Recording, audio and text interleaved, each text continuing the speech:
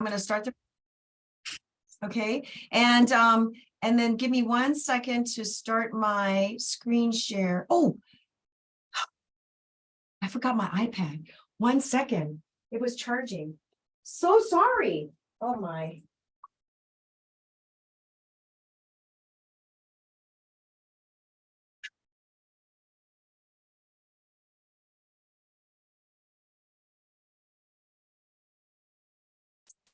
My iPad was dying, so I put it on the charger outside. My apologies, guys. Okay, so I'm going to share screen. Here we go. Set up this presentation. Thinking. Okay, now I have this, let me make this a square. Hopefully this won't be in your way and that you can see things. So basically, oh gosh, I forgot we were going to share a little bit. What I kind of want us to do, I'm going to open up my screen right now. What I kind of wanted us to do is, do you guys have anything to share about what you have learned in the last, a couple of weeks, applying some of the things that we're applying, any experiences that you've been having, either it has to do with recognizing somebody's DISC personality or whether it's a emotional intelligence level. Daryl, you're nodding. You want to share one? Yeah, sure. So my boss is DI, I believe. And actually, so as I was thinking about this, what he actually did for me was, as a CS, was like he acknowledged, like, has I made a mistake, but he's like he in a way helped me basically have confidence in my work, like, and in turn that helped me kind of like the communication level with him. Like now I'm like not excessively communicating, but I'm just giving him more like, okay, this is what I did, this is the action item, this is what I need from you. So, and this is what I'm going, because if you can do this for me, then we can do this kind of thing. So it's just very action oriented and task oriented in a way. So it's just helped me with confidence, and just him having confidence in me and my abilities and what I do. So now it's just like how much efficiency and how we're moving, it's just way better. Great. So you're saying you changed your communication to be task oriented. Yeah. Oh, okay. And you're naturally task oriented as a C. Naturally task oriented, but I am an overthinker. So then it's like an overanalyze. It's just kind of more like, okay, this is I won't add my details and thoughts into things. It's just like, this is my opinion, quick blurb, but this is what we need to get done. Kind of thing. Wow, that's awesome. That's great to have that kind of result. Yeah, that's huge. Yeah, that's really huge. How about you, Karen? So for me, I don't have a specific scenario, but, just being more aware of people's personalities, although, I've done other personality books. And so I kind of have an idea of what people are, but I guess putting it in a DISC fashion and then just reviewing all of the action items for us in this booklet or in our, what is that, our report, right? It kind of helps, it's helping that communication style. But what I'm finding helpful is the EQ section. How so? Of just being more aware, and not so much with my work people, but more for my family. So I have a question for you later. Yeah. Let me get this. Okay, yeah, we could totally go into that at the end of our time together. I'd love to do that. Well, and if we don't get to it, I'd love to hear the question on Saturday when we do our group coaching, because that's where we're going to like catch up on some things that people feel like they need some, work with and that type of thing, like maybe interactions they're having with people and they don't exactly know how to do that, or certain things we've covered so far they want to practice on. Sure. So, but I hope to be able to get to that today. I do want you guys to let me know if there's a certain person you want to pair up with next week. if in case you want to, like you have some sort of camaraderie with someone and you're holding each other accountable during this mastermind. So please let me know if anything like that is helpful to you, and I'll be able to work that out. Hi, Mary Lou. We have a small group tonight.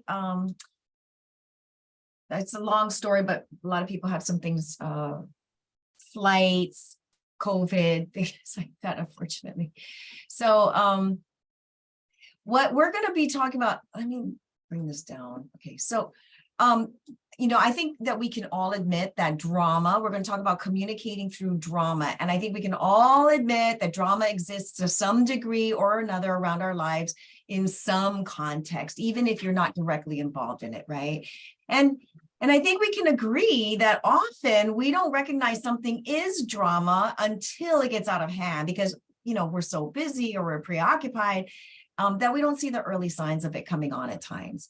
I think if we are parents, we might notice that a little bit more with our kids, but maybe in the workplace, you may not. And how many of us would say that communicating through drama, you know, drama moments where you have to get things kind of situated, calm down, work out the glitches, would not be at the top of your list of, I really like to do that kind of stuff, right? We kind of all like to avoid it. Now, how things are communicated and the method or protocols that we use can either make a situation worse or better, right? And so that's what we're going to cover today as we talk about communicating through drama. And how many of us have had trainings on how to make situations better? I mean, they are out there, but not too many. I guess I'm going to guess that not too many of us. And with the younger generation coming into the workforce, the Gen Zers, I mean, these guys show up their full self, emotions and everything, their full opinions and everything. And so right now it's becoming increasingly necessary to train on emotional professionalism, which is a nicer way of saying, you know, how to manage drama. So this is what we're going to do. This is the raw, you know, title of it, but really we're talking about emotional professionalism. And in order to do that, we need to first analyze and dissect what creates the drama, right? So most communication breakdowns happen when there's an expectation of a situation, and then there's this gap that exists when you experience the reality of the response, the reality of the thing that you're expecting being what it is, right? It doesn't match up. And there are a lot of factors that contribute to this gap. For instance, we learned about discommunication gaps. In our assessment, we talked about how as a personality type, we have a perceived intention of why we're saying what we're saying or doing what we're doing. But when we do our delivery, when we are interacting, maybe it's a tonality, maybe it's a timing thing, a choice of words, whatever it is, direct, indirect, the intentions become inaccurately delivered. It doesn't always come out the way we intend it to, or people make assumptions based on their filters about what our intentions are.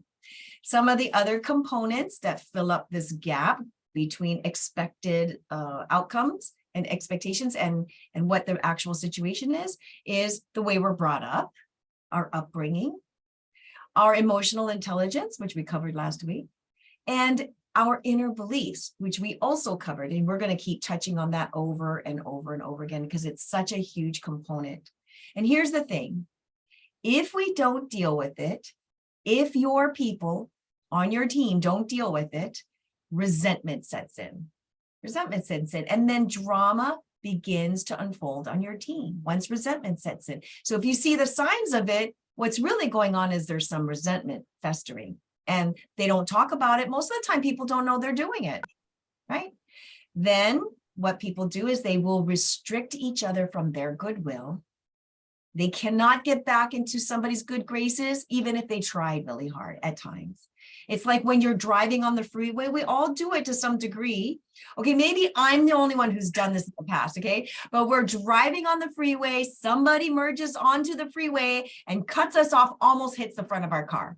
So now we're super mad. Of course, we move over to the next lane, and here that person comes trying to cut in again. And so we're just going to speed up just a little bit more because we're going to restrict access.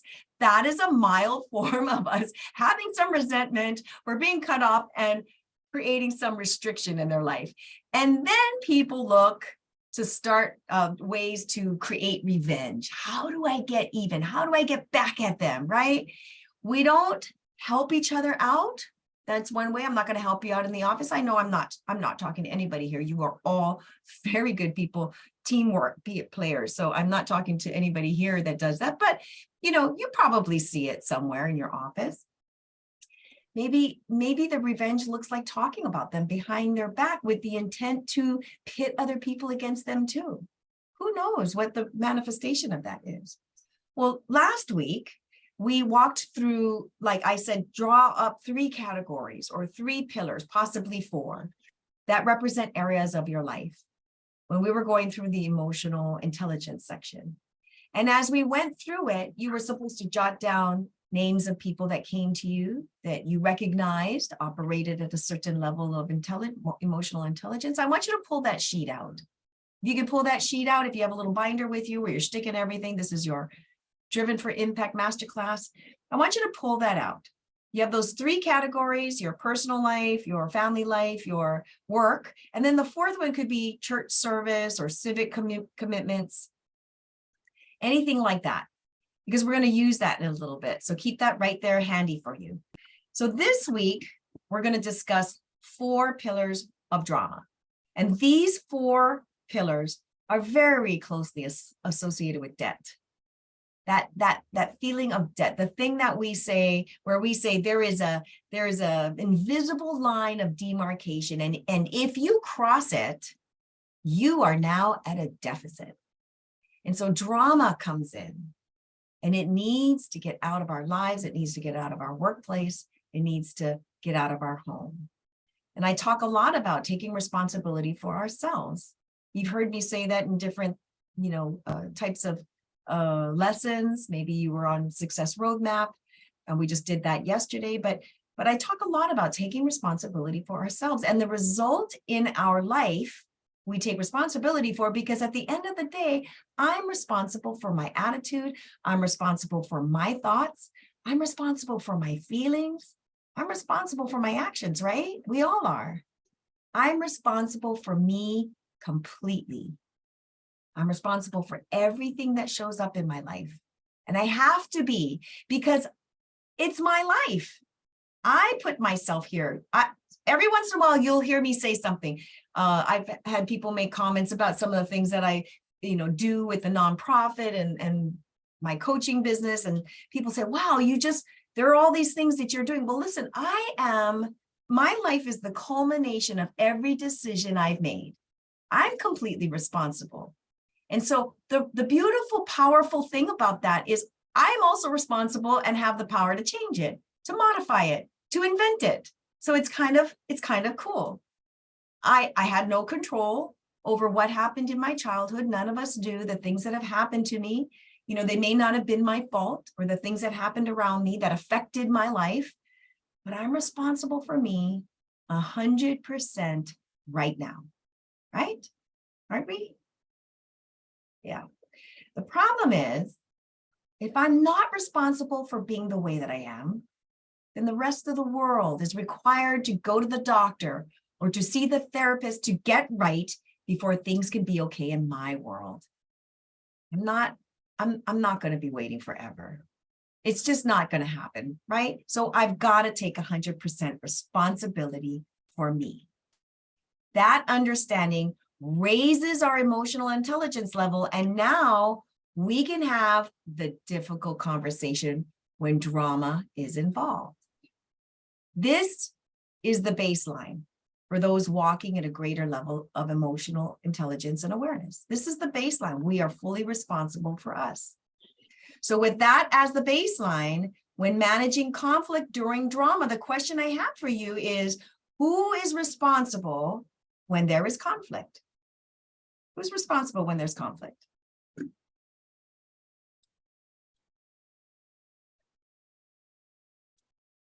Anybody? I would say the parties involved. Okay, yeah. Daryl, were you going to say anything else? I would say me, or myself, because I control me. Okay, you're responsible for your part in the conflict. Absolutely. Yeah, that's right. Okay, so let's look at this a little bit, okay? The one with the greatest level, why is this not working?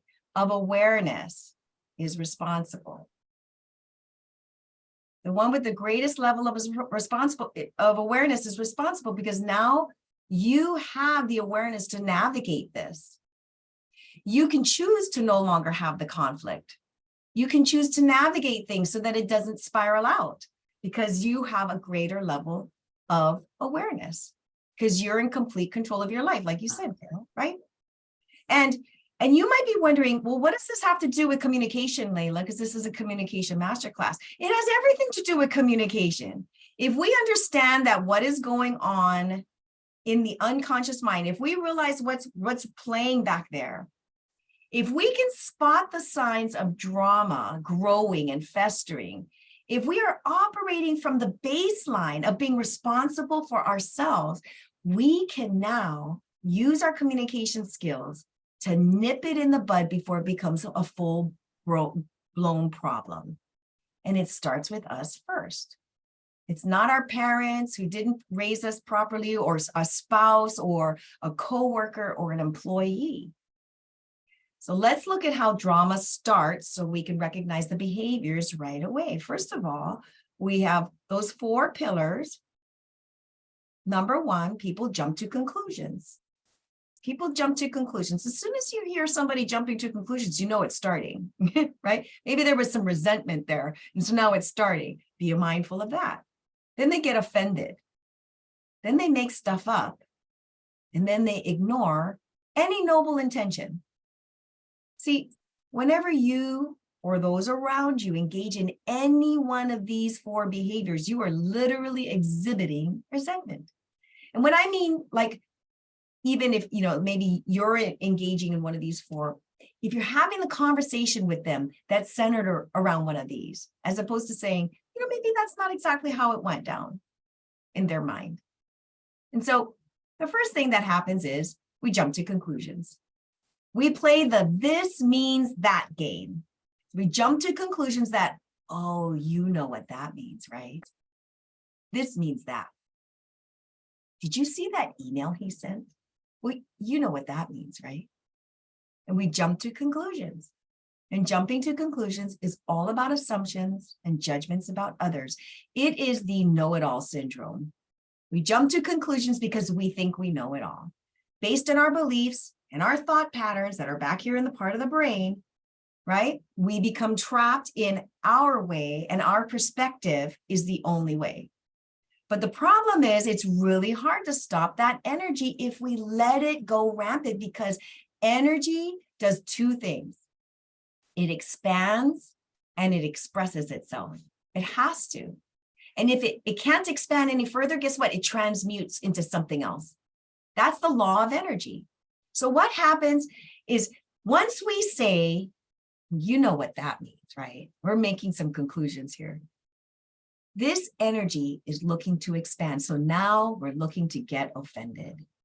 And this is when someone is overly sensitive and looking to be offended, and they are criticizing everything, and they are looking for clues that they're being left out of a group, maybe. And so they go, see, I told you.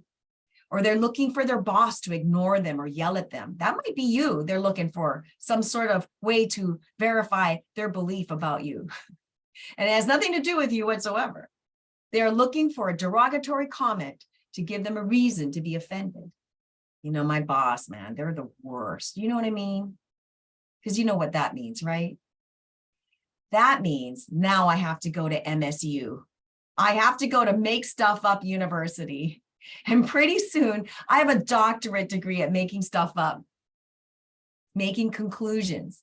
This means that creates offense, and then we make stuff up.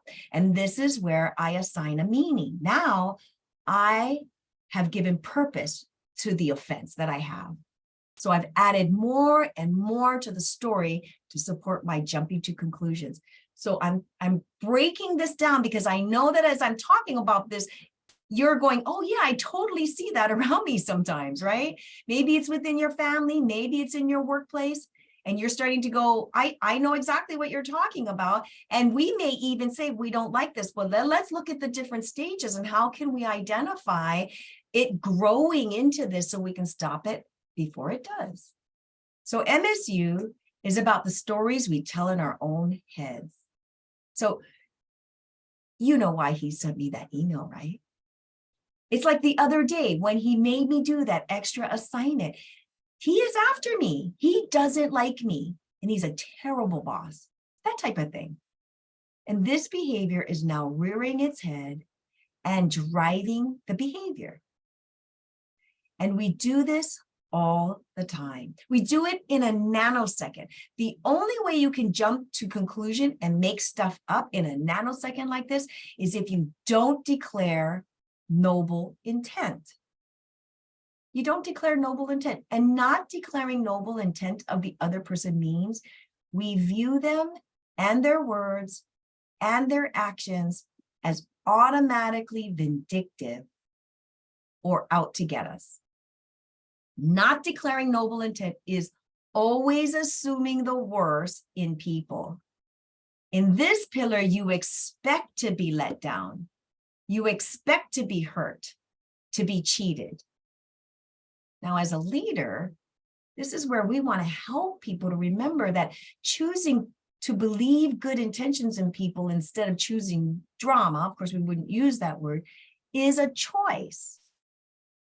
So the way that I do that when I've gotten a little bit, miffed at something that someone has said or done is that I believe everyone is doing the very best they can based on what their model of the world is, that people have a particular model of the world, and there's different things that contribute to this model of the world that they carry, and it fits their beliefs. And so therefore, that's how their behaviors come out. And if I understand people are doing the best that they can right where they are in their model of the world, it doesn't faze me as much.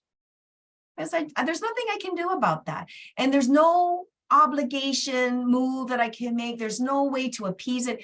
It is what it is. And they're going to have to grow at the journey or pace that they're on.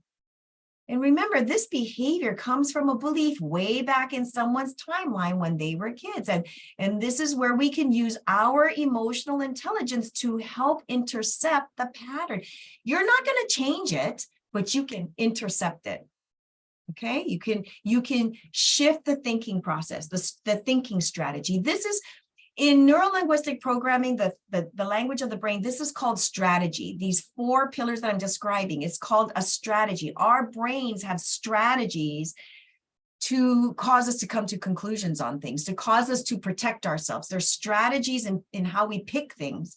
So I'm describing a strategy that people follow, and a lot of people follow elements of this. So being mindful of it is helpful, but it comes from our belief system. Everybody has a different view and model of the world. So first we want to use your ability to be self-aware and examine what is going on emotionally for you as you are processing drama. Now, before we can help anybody on our team or recognize within our team how this is playing out, we need to look at ourselves as leaders. So I want you to take some time right now to ask yourself some questions. What is going on for you emotionally? So we identify it in ourselves first, we manage our emotional intelligence, and that gives us the ability to help others. I'm going to actually stop screen share,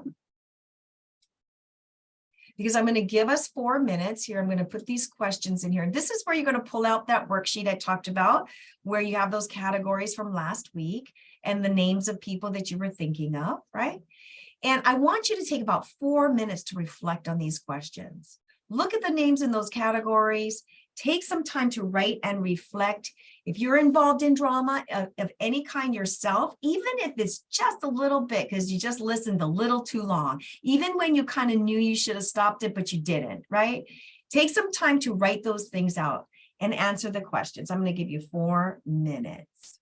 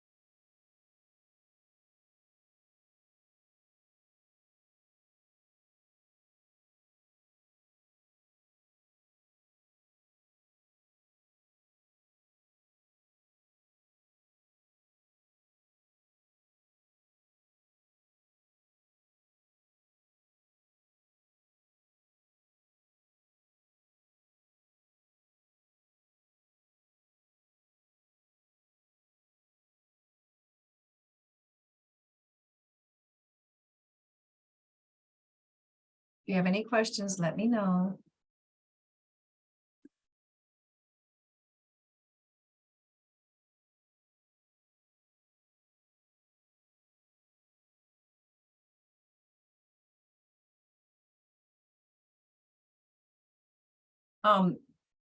Do you guys need the 4 minutes? We're halfway there. Are you done? Do you need some more time?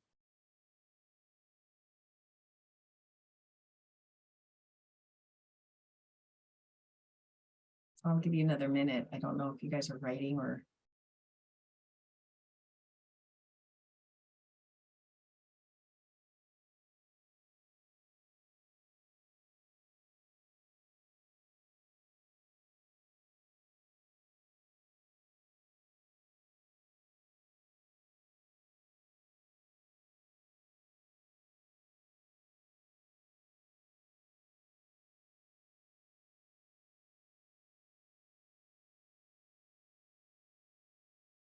Okay, you guys good to move forward? Okay, great. Okay, great. So good. That's just some self-awareness reflection time. Let me just share screen again.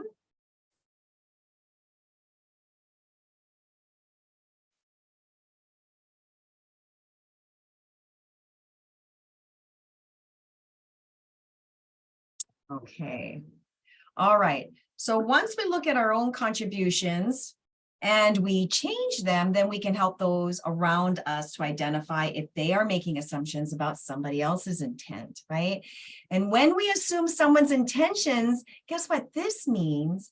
We automatically don't trust the person. And now this right here, we don't trust the person, right? We're making an assumption about them. We don't trust the person.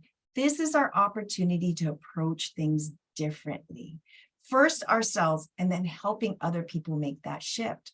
What does this mean if you're the boss? If you're the boss or you hire vendors, you service people or staff, if you interact with someone and they say right at the start that, you know, you're saying to yourself or to them, or that you say it subconsciously, right? You have to earn my trust. Well, they don't stand a chance. They already started behind when you just started working with them. They already started at a deficit. And we've been taught that you need to earn my trust. We've been taught people need to earn your trust. And, you know, if there's been some very bad trust broken, yes, okay, now it takes time to earn trust. But right off the bat, when you are hiring somebody or when you are getting to know somebody, if you're already putting them at a deficit, if we already come in with this belief system, people have to earn our trust. So we come in with the immediate conclusion that they are untrustworthy. And we are already keeping score and looking for the failure. You're expecting them to fail, and it's a losing game for both of you from the very start. And people around you are doing this all the time. Someone has to break the cycle. So I work toward claiming noble intent from the start.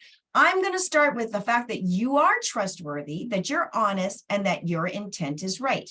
You have 100% of my trust. Now, can people lose your trust? Let me open this screen. Can people lose your trust? Yes or no? Yeah, people can lose your trust. You have all of my trust right up at the beginning. Has this bit me in the butt before? What do you think? Yes or no? Yeah, it's totally bit me in the butt. I have run through many vendors, I'm going to tell you, both in my business and my nonprofit, believing that they will deliver what they say they will deliver. When they say, well, I can do this and I can do this and this is the price, I go, okay, fine. I'm going to give them 3 months. But when I start with them, I believe them 100%. But if you can't move, here's the thing, the reason why I do this is if we can't move at the speed of trust, if people have to earn my trust, it could take years before they could earn it. Like what hoops do they have to jump through before they earn my trust? And it's slowing me down. I don't have time to slow down. I have to make quick decisions. Do you know how long it's going to take for me to get things moving if I wait for them to earn my trust? So I believe them 100%. And that's easier for me to do because I got the other part of this equation already figured out, right? And what is that? If I'm wrong, I don't blame you. If I'm wrong, I accept 100% responsibility because I made the bad call. I made the decision. Remember, we talk about the baseline. I'm responsible for me. So I made the decision. I made the bad call. Maybe I had a little bit of a check in my gut, but I didn't listen to the check in my gut because it was like solving a problem for me. Okay, great. You're going to do all this. I'm going to hire you for this, right? Right? I can't make them responsible because I made the decision. That's the other side of the equation. And here's the other part of this part of the equation, right? Is I cannot have a scarcity mindset to do this. If I am operating in lack and limitation, then I see things as haves and have-nots, right? Win and lose. There's a winner, there's a loser, right? Because I'm operating in lack and limitation. When I mentally make a decision to scrape for every little morsel because there isn't enough of the pie to go around. And then the person who bit me or messed with me took a part of my limited pie, right? Scarcity and lack. Well, of course, I'm not going to trust them right at the front. But I come in with 100% trust. And the way that I can do that is I have unlimited resources. I really know that I have all the resources of heaven at my disposal. I am the creator of the results I have in my life. I am connected to my Father who watches over me, and I can do this. Here's a real great example. I am looking for a $5 million contract with the state of Hawaii for my nonprofit. This just came out of, I'm creating this. This is where it is. And I had a dream. Short end of the dream, this man passes me a blank check. And I'm saying, oh, you have to fill it out. And they're like, he's not taking it back. He's not saying anything. He just hands me the, and so I realized I get to fill it out. Well, what did I do in my dream? I put in $5 million. And now I am creating it. I'm talking to everybody I can. Who do you know that I need to know so I can find this contract? So I've got these meetings lined up because I am going to find this $5 million contract. It's going to happen, right? I create the results in my life because I'm connected to my Father who watches over me. I don't walk in scarcity and lack, right? So therefore, I can trust people when they say they're going to do something. I can trust them 100%. And I give them 3 months. I give them 3 months to show me that they can produce what they say. And when they can't, it's not a good fit, right? And I don't blame them. In fact, I've had to let people go and I still have a great relationship with them because I don't blame them. I take full responsibility. So when or if something happens, and now there's a need for a conversation, now we can sit down and I focus on declaring noble intent about them. They're doing the best they can based on the model of the world they live in. And now we can approach the situation calmly with effective communication. So a communication approach might be something like, explain to me what happened. From my perspective, this is how I'm experiencing it. This is what I see. This is how I'm experiencing it. Help me to understand. Help me to understand. I'm not going to read stuff into it, but do you understand what I need? Do you understand what I expect? So I hired this woman. She's 23. She's a total Gen Zer. She was great. Like, she conversed really well. She said all the things that she could do. I was super excited. We hired her. She said, I'm going to go visit my family in California. I'll be back on the job in a week. She never comes back home. We don't hear anything from her, right? So this is such a Gen Zer thing. She just doesn't show up. So we had to have the conversation. Look, from our perspective, this is what we need. Help me to understand why you're not here, right? And at the end of the day, I'll talk about end of the day. Okay, that means that I have to be willing to have the difficult, honest, possibly long conversations that most people will avoid. Most people will sweep it under the rug. And when we operate in any of these 4 areas of drama, and we look to be the victim, sometimes we set ourselves up to be wounded. There's there's fear and obligation within this mix because we're operating in scarcity and lack, right? If you're making a decision from scarcity and lack, nothing grows. Nothing grows from fear and obligation. And when you think about this, how many people in your life are playing this game, operating in scarcity and lack, not taking 100% responsibility, and walking in elements of drama? Maybe they're teammates in your office, maybe it's your boss even, maybe it's your employees that you lead, maybe it's your family members. And you just haven't fully been aware. You know it's going on, but we're dissecting the strategy. So now you know fully. And you have to sit down and have this difficult conversation and communicate with love and honesty and decide you can no longer let this be the culture in your life, right? Or you can let it keep going. This means I have to cut ties, cut the line on people. I've told clients that I didn't think I could help them. This was not a good fit. I'm not the right coach for them because growth means change and it means being uncomfortable, right? And so if there wasn't a willing, I don't want to waste their money. And I want them to find somebody who's going to help them the way that they want to be helped. I've had to fire people. I had to fire that person who I just hired because she didn't show up and she thought it was okay. She really thought it was okay. And so it just didn't work out. And you just say, this isn't a match, right? She had less than 3 months. She showed us that she couldn't produce what she said she could produce in about a month, right? It's taken me a long time to get to this point, and I still don't like those challenging conversations or communication moments.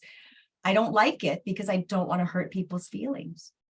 That's why we try to avoid these conversations. We don't want to hurt people's feelings, but I can tell you this, when I don't have them, it ends up worse. The person I'm training, because I'm avoiding the difficult conversation, is not rising to the level of expertise I need them to rise to. It's costing me money. It's costing, mental energy, right? And they're not thriving. I have a core conviction. Everything I do has a win-win in it. They're not thriving, so they're not winning. And now I don't feel good about it, right? So it's something everybody tries to avoid, but it's so necessary. And when we avoid it, it actually makes things worse. We're just not talking about how it's worse. And then everybody's frustrated about that employee who's just never able to rise to the occasion of their job description because we didn't have these conversations, right? We open the door when we don't have these conversations. We open the door to feelings getting hurt. When we don't have these conversations, we are not having the conversations because we're trying to avoid people getting hurt, but we're actually opening the door for feelings getting hurt when it suddenly becomes a blow up or they suddenly get fired and they couldn't figure out why. Like we're waiting till it's too late, right? Now their feelings are hurt. People get angry or any negative reaction at all. There's a major disconnection. And if we can just live in honesty with ourselves and determine that I'm going to be responsible for me, I take full responsibility. I'm going to be aware of the 4 things of drama. I am believing that people have a different model of the world for themselves, right? I'm going to trust them. I go at the speed of trust and I give them 3 months to show me what I should be believing, right? Right? If we can't live this way, if we can live this way, I promise you, you're going to remove 90% of your opportunity to be offended. You will minimize the drama in your team or your family. Life will get a whole lot easier, but it's not easy to do because we're in a pattern. We have our own strategies. Remember, we talked about we're breaking down the strategies, the way that it unfolds in the world. We have our own strategies about how we approach things and why we do and do not approach them a certain way, right? So you're going to eliminate 90% of the opportunity to be offended if we start becoming aware of this and having the conversations in this manner. Okay, I'm going to stop screen share. Oh, let me show you my thank you page. There's my thank you page. Okay, so now I'm going to open this up to discussion, guys, okay? I want you to do something real quick. Before we do that, we're going to do a little neuro-linguistic exercise. So I want to put this in the chat here, okay? Remember the list that we worked on yesterday that you just did some reflection on. So I want you to look at where you're realizing drama is existing, but more importantly, what is the oh gosh, there's a K missing. Pick your most difficult interaction on your list, or a conversation you know you need to have that's on this list. This is a place where you know drama is existing, or it's just maybe starting to creep up.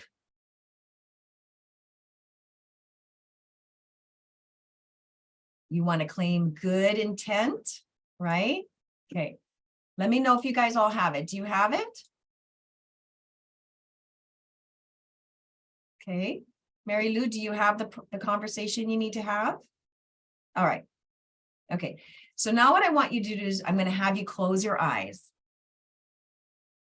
Okay. Can you close your eyes?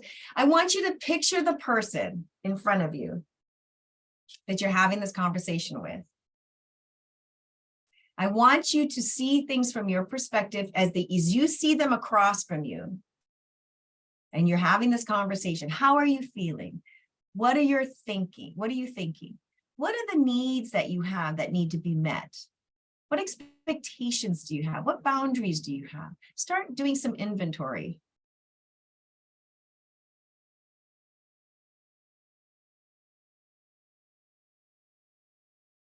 And you're still seeing that person across from you. How do you feel about that person that you see across from you? What are you thinking about them?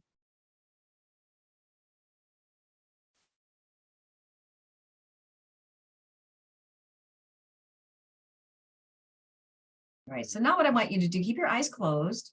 I want you to take your brain, you're going to remove it from your head, and you're going to put yourself in the other person's mind. And now you're in their brain, their head, and you're looking out their eyes and they see you. Now you're fully in their perspective. Allow yourself to sink into that perspective. How are they feeling? What are the expectations you think they have? How do they view you? How are they experiencing you?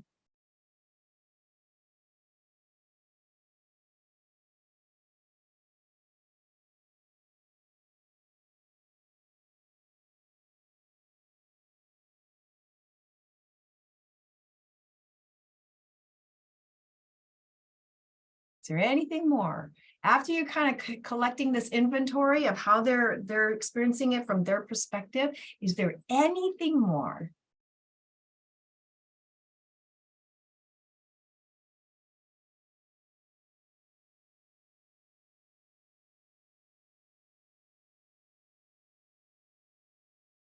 Remember, this is one of those difficult conversations you need to have, right?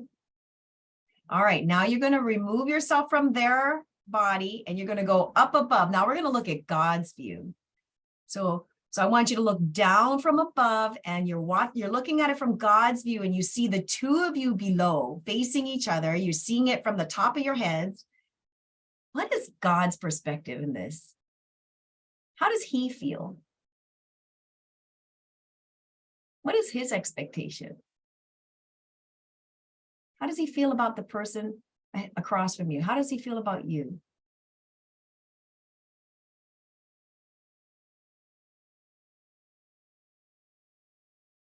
How does he view this? How does he view this conversation?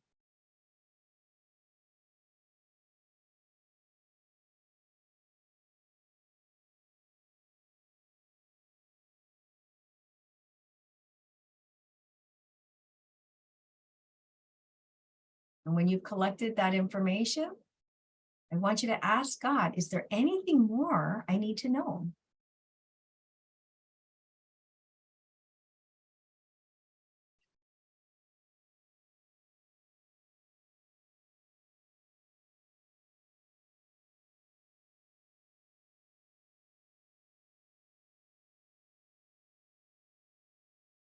Okay, I want you to open your eyes and I want you to start jotting down all the things that you collected as you did this exercise on that piece of paper that you're working on.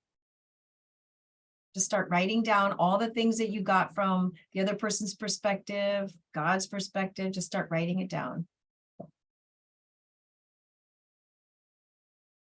Or your computer, maybe it's not a paper, I don't know. Just take a minute or two to write that down.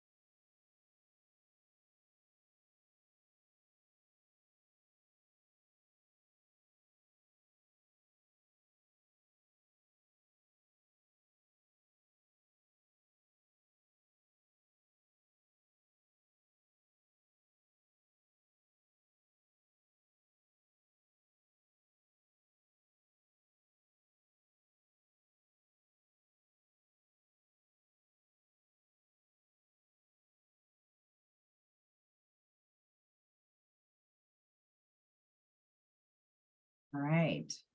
Anybody need more time to write those down? Okay. Okay, so now this is where the fun stuff starts to happen. Now we're going to do one more thing.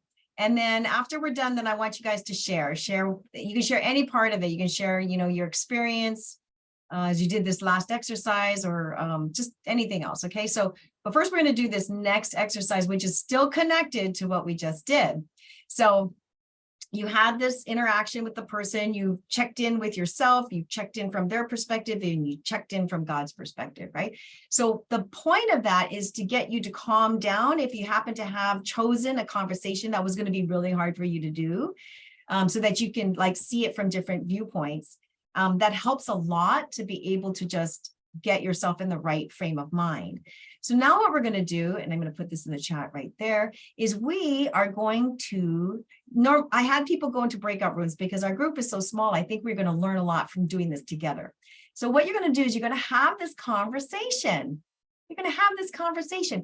You do not have to use these suggested sentences to help you. People do like it, but don't feel obligated whatsoever to use it. You could use your own. You could use them verbatim if you'd like to. You can change up the order, whatever it is, but you're going to have this conversation. So I am the person that you need to have this conversation with. So what I want you to do is you're going to tell me. You don't give me details. We don't need to know names. You can make it a fictitious scenario, but use a real, the real crux of what needs to be addressed, right? So if it's in your home, you can say, oh, it's this person that I usually have coffee with. Just make up the scenario. Nobody's going to think you're lying. So just so we keep it private, right? So you tell me, what kind of person am I? Maybe it's the personality type, maybe it's the emotional intelligence level. And you're going to tell me what it is you need to address with me. It's something you have to address, right? So then you're going to proceed, and I'm going to try to have this interaction with you. And then I'll give you feedback. So we're all going to learn. And then I want you guys to give feedback on how it would make you feel if they delivered it in the way that they did. Okay. All right. So who is going to be adventurous enough to go first? Safe group. All right, Mary Lou, thank you so much. You're always so brave. Okay. I think the person is either an S or an I. I'm not sure. I know it's not C or D, but yeah, or maybe IS or something. Okay. Yeah. Are they very chatty? Kinda, but not really. Yeah. Do they stay on topic, or they jump from topic to topic to topic? I think you kind of stay on top of it. I think so. Okay. All right. Let's say that they're a higher S. That might help. Okay. All right. And then what's the subject? I need you to get your part of the work done so that I can do my part. My job's not to do your job. So, okay, are you currently doing my job? Uh, no, because I sent you an email, but I kind of feel like this kind of thing is easy to surface again Yeah, okay, all in right, another way or another situation. Yeah. sure. Okay, why don't you start? So I'm an S, I'm an SI. Okay. Hi. How are you doing I'm doing good, today? Mary Yeah. Lou. How's your Oh. family? Okay. What'd you do over the weekend? Oh, I just, this and that. Yeah. Okay. Oh. Hey, I was just thinking about how, we have our work cut out for each person's section. And yeah, I just was feeling that, this project here, I feel like, yeah, I did a lot of work on it, but I feel like now I'm handing it back to you for your portion of it. So, hey, what do you think? What is your feedback on that? Do you agree with me or do you see it differently? Yeah, I mean, you're handing it off to me. Yeah, sure. Yeah, fine. I get it.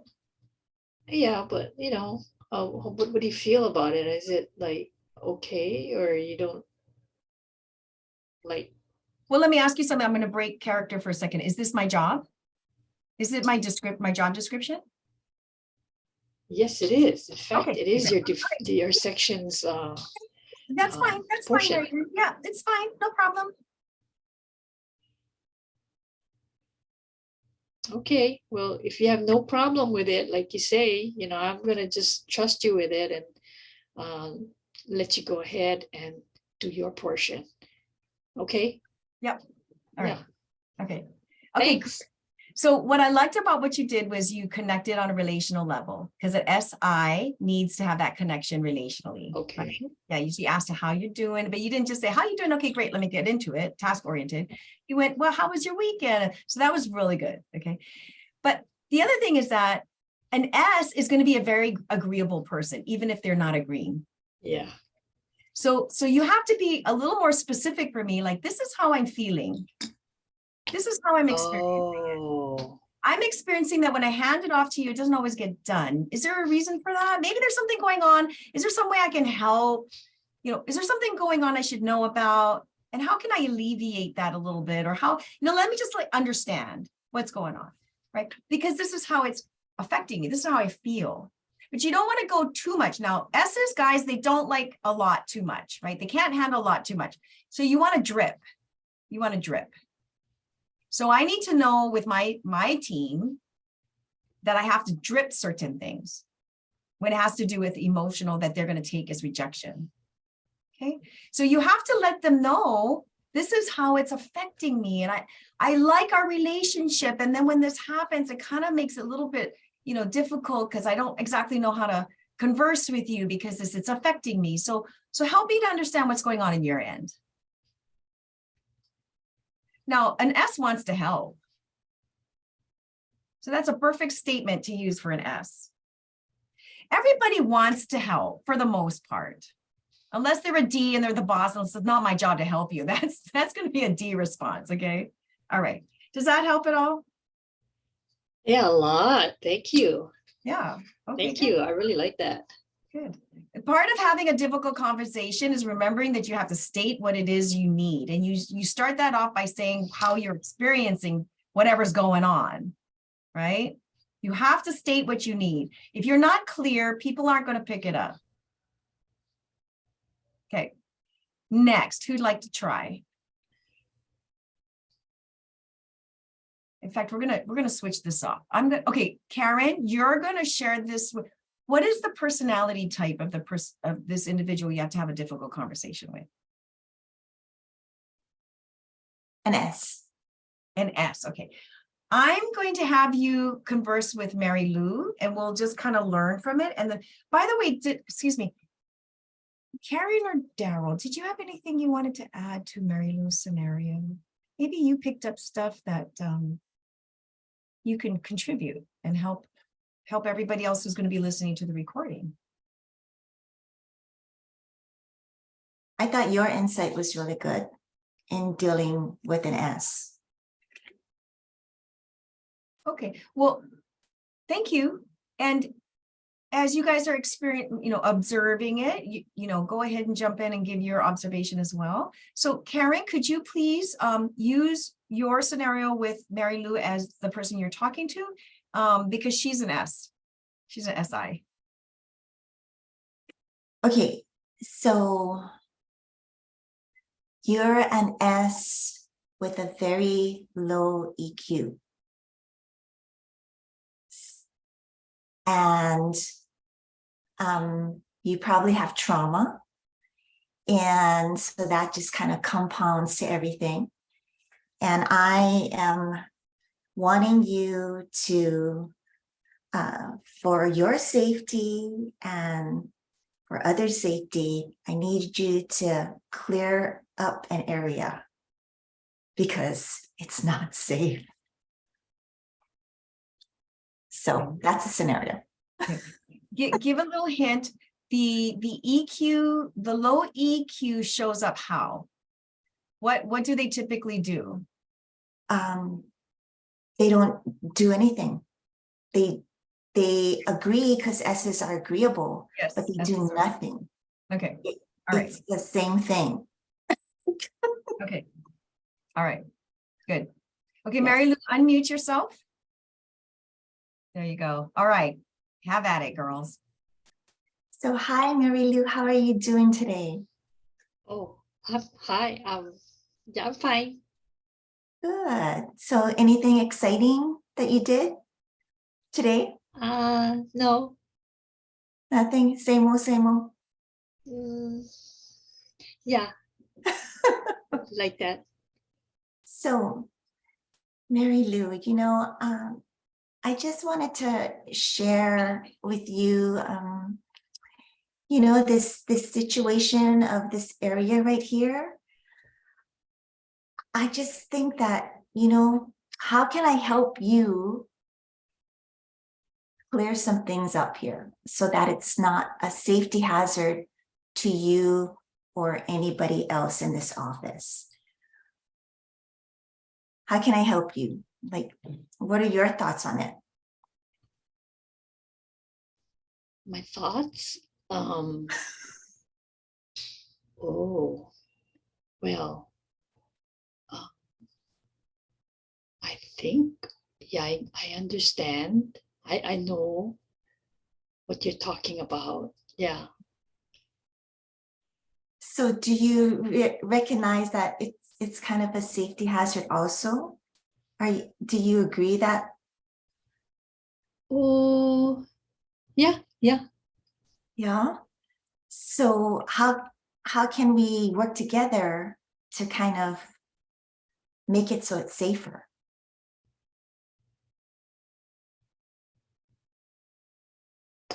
Yeah. I think clean, yeah. Make it clean.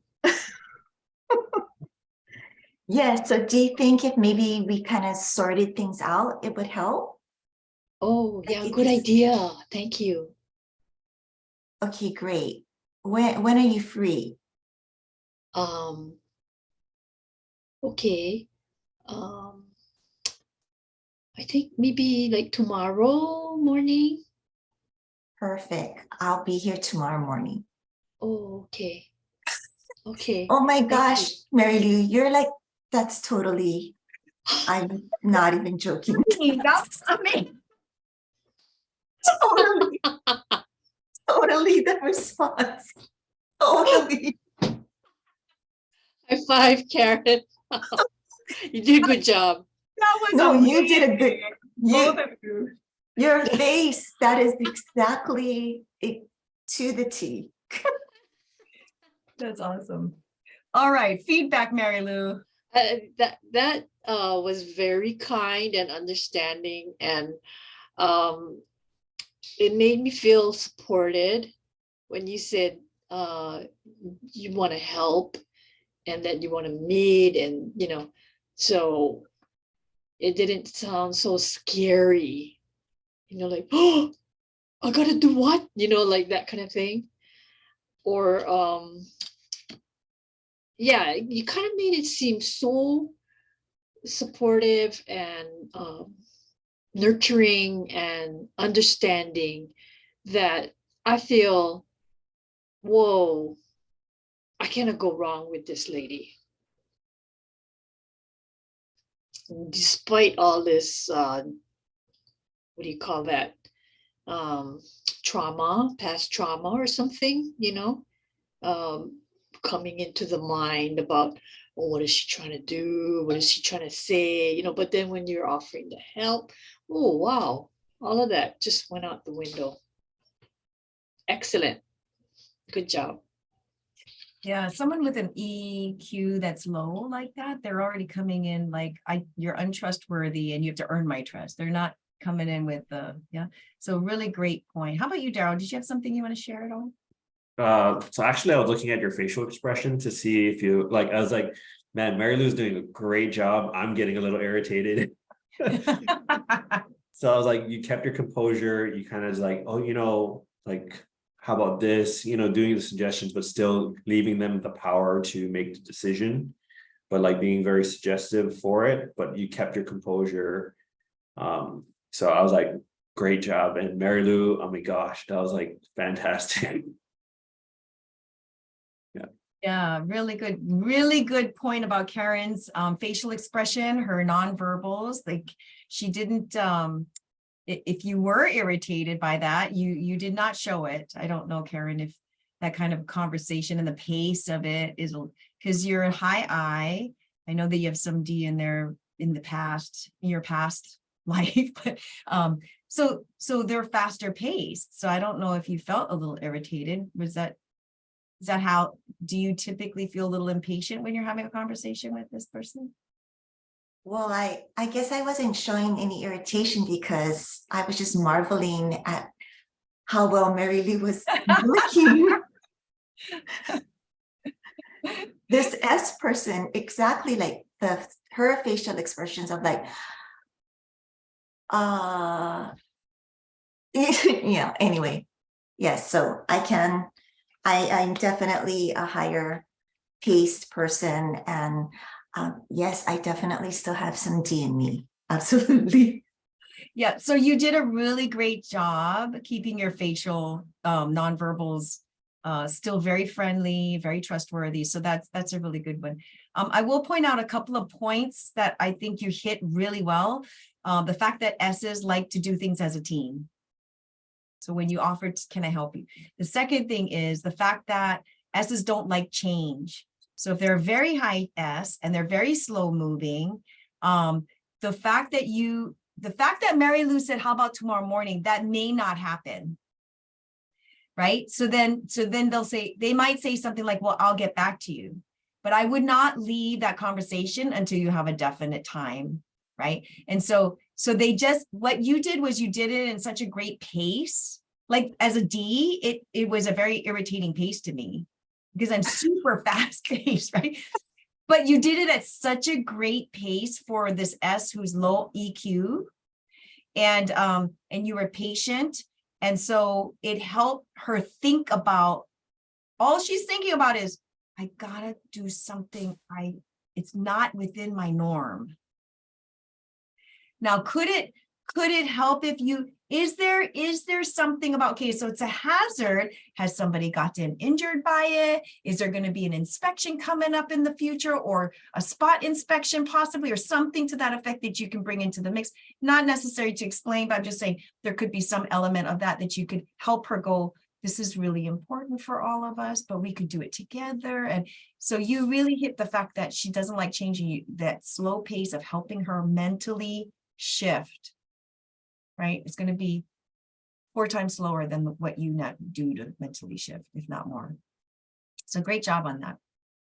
Okay, Daryl, your turn.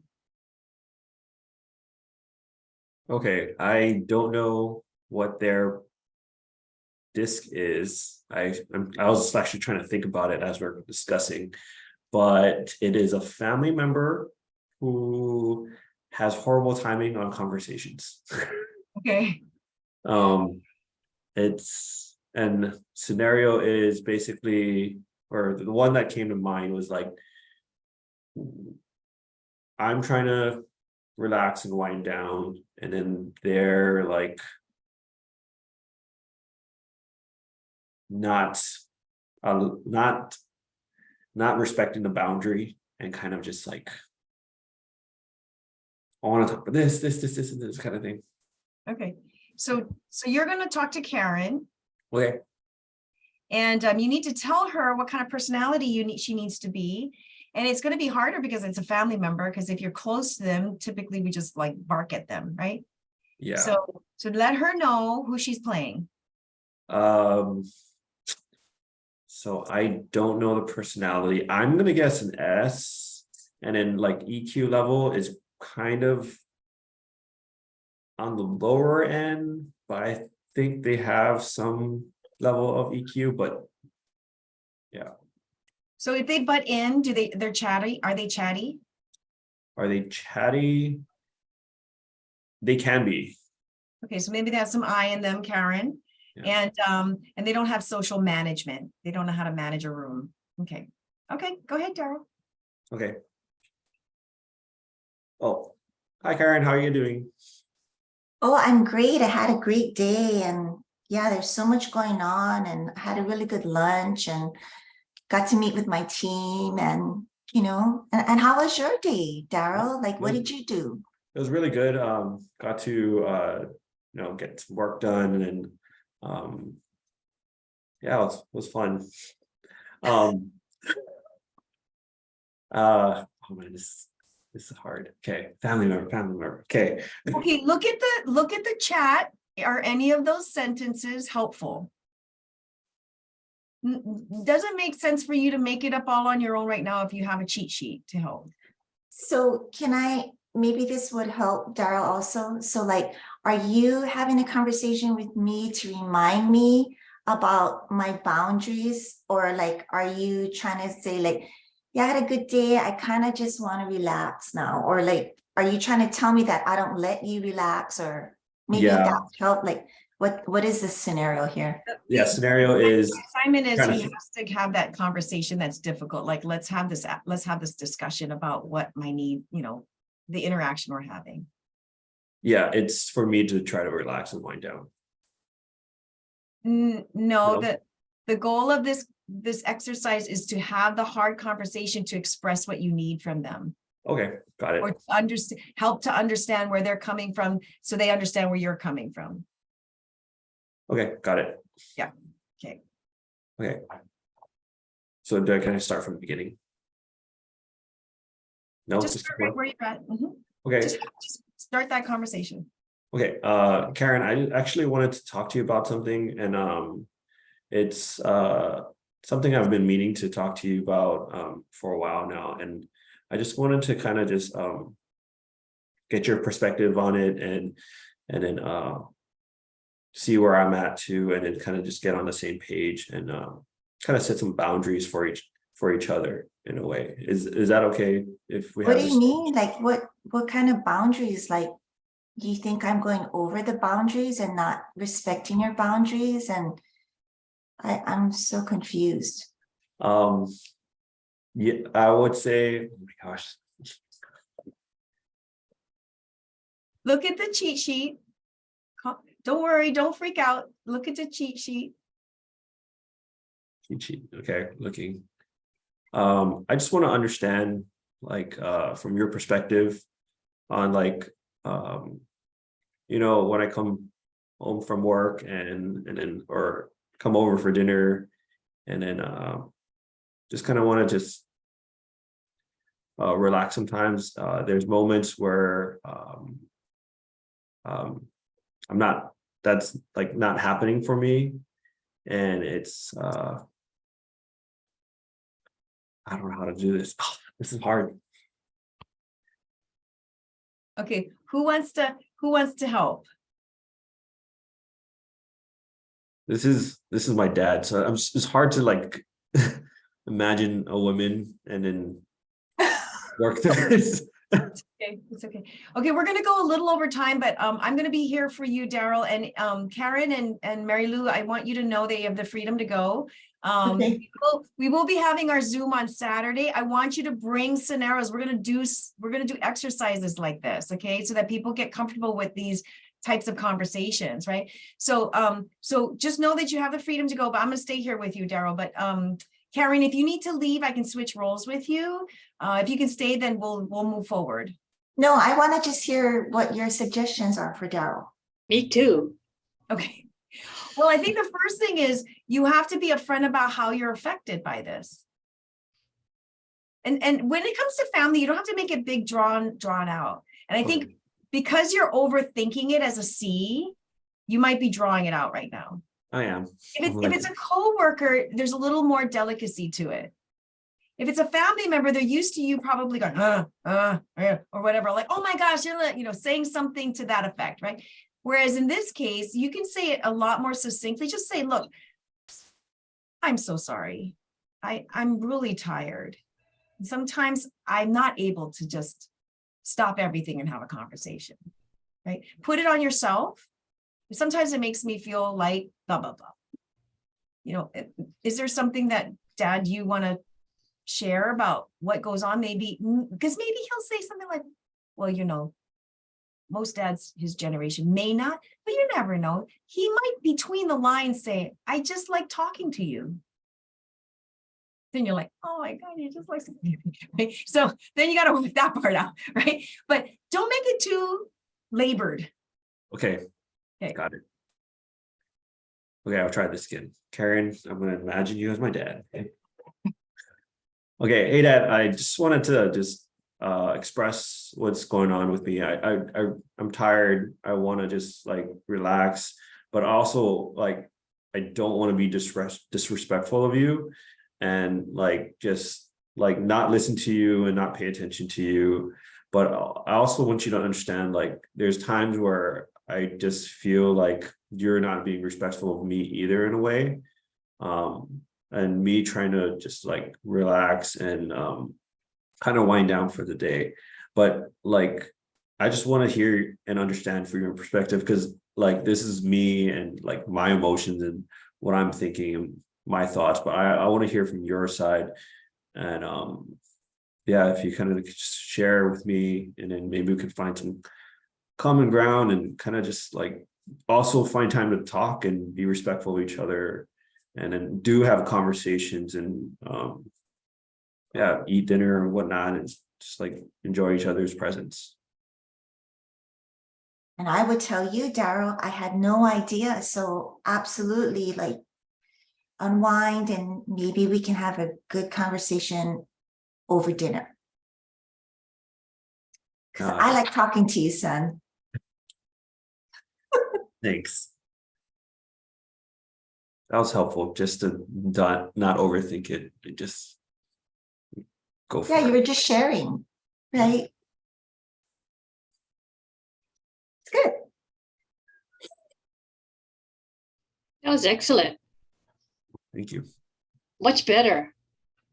I like the delivery. Yeah, I think the perspectives of going into his shoes and then being in my shoes kind of helped me understand where, like, wow, he's not being heard either, or he's not being respected, but also I'm not setting the boundary to be respected either, kind of thing. Karen, did you want to give any feedback? No, I thought that was great. Just like you said, from your side, but also understanding his side, and not that you don't ever want to talk to him, that you left that door open to have good conversation. So that's good. Okay, here's a couple of things I would say, because you said you don't respect that. I just want to have a downtime. You don't respect that. I would stay away from you words. If he tends to be defensive anyway, stay away from you words, right?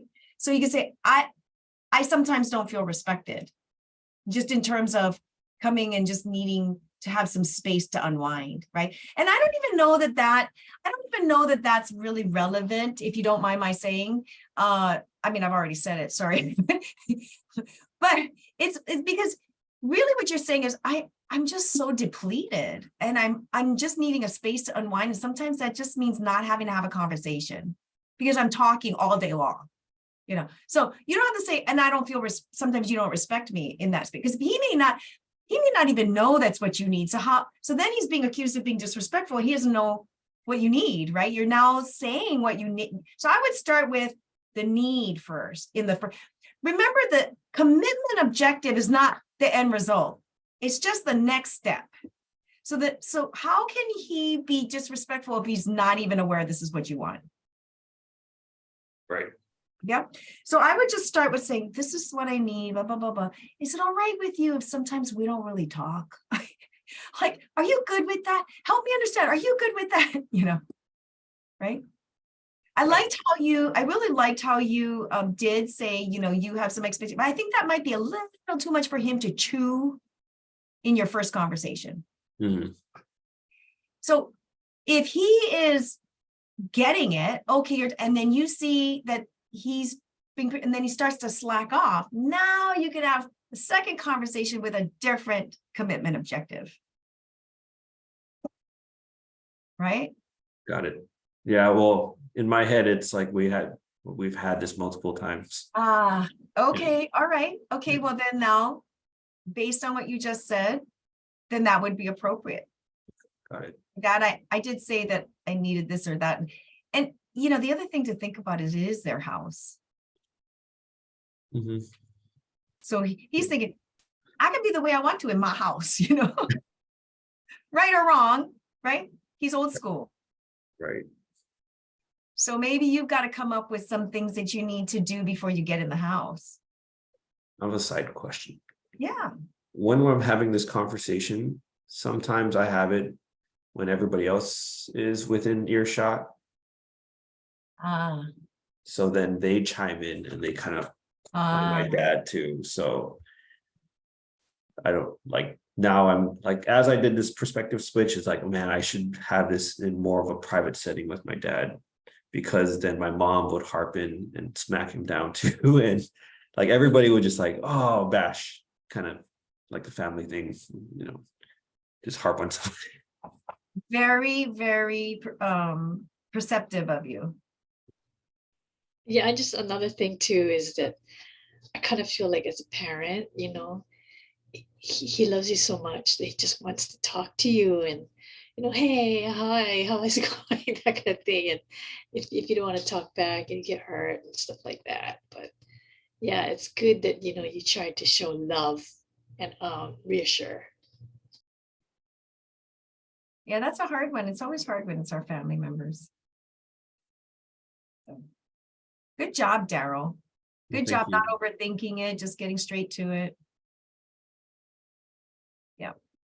But again, I would avoid the you. I would do the I don't feel respected. How can we meet in the middle so that I can respect you and I feel respected as well? Right? How can we create the win-win? I mean, you may not say it that way, but that's the objective, right? Sure. All right, guys, thank you for hanging in there. I'm gonna turn this off.